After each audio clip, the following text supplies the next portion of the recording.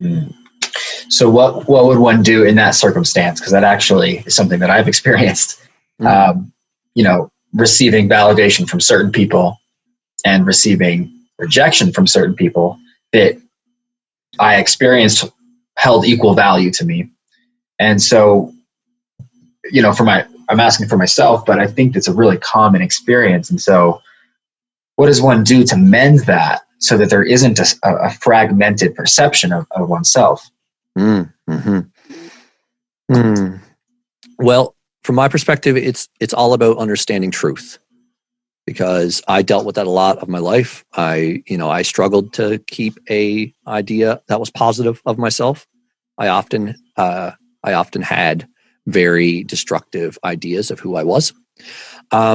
So the way I understood it is that when I understood what actually is, and what I mean by that is just that there is just an infinite energy that we are an expression of, meaning that everything is the same. Everything is an expression of the same energy.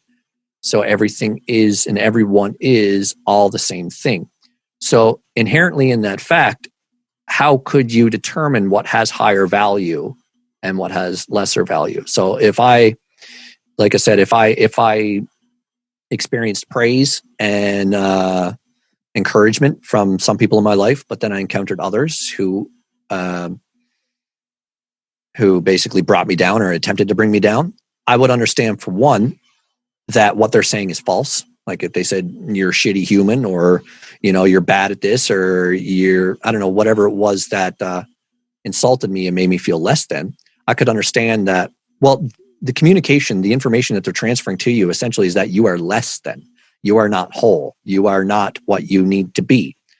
So now you can take that constructively, and that can be a positive thing, because if you are doing something that is harmful to others and somebody calls you a shitty person because of it, then you can look at yourself and say, yeah, okay, maybe I shouldn't do that because it does hurt other people. So maybe I should alter my behavior. So you can take it constructively, which is healthy.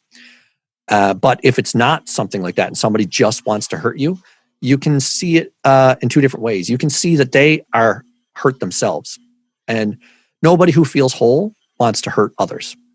Once you know who you are and you understand that you are whole as you are, and you are a being of pure love, and that we all are, then you have no desire within you to harm others, whether it be verbally or physically.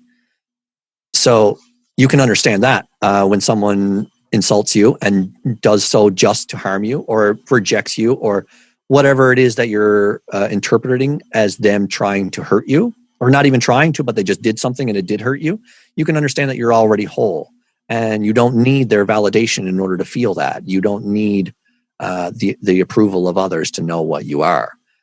So that's how I would handle it. I feel like that would be the other way I was speaking of, is like, you understand that what they're saying isn't true. And like, if they're just saying, you suck, or something as simple as that, then like, that's not a fact, that's just your opinion. So it doesn't matter to me. And you just got to understand where they're coming from with it. When somebody tries to do that type of harm to you, when they're just throwing negative words at you to psychologically harm you, then they are doing so because they are coming from a place of lack within themselves.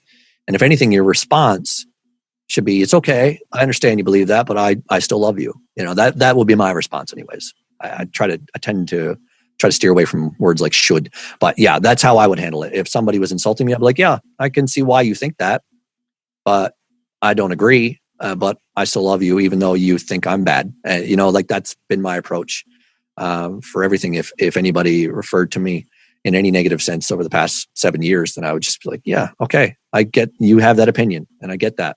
But that's your opinion to have, but it doesn't affect my sense of self-worth, because I don't need your approval for my sense of self-worth. I know factually, not just because I've been telling myself, oh, you're great and you love yourself. It wasn't like a result of like affirmations or something that got me to that level of understanding. It was truly just that I understood that we are all just energy, and there isn't any less than or more than. You don't come into this world as a fragmented being, as some religious ideologies might want you to believe. Like, the only one that comes to my mind, it's not necessarily just an attack on Christianity, but it's the one I know the best, is that Christianity tells us we are born into sin, meaning that we are already broken when we get here. And our job is to atone and do, basically surrender to some other higher power that is separate from us in order to make ourselves whole. But the fact is that we come into this world already whole. And then we encounter such distorted ideologies and philosophies that make us believe that we aren't whole. We start to believe in fear. We start to believe in separation. We start to believe in scarcity. And all these types of things make us believe that we have to do something and be something in order to feel our true nature. But that isn't the case. We always have the ability to feel our true nature. We just have to recognize that as fact.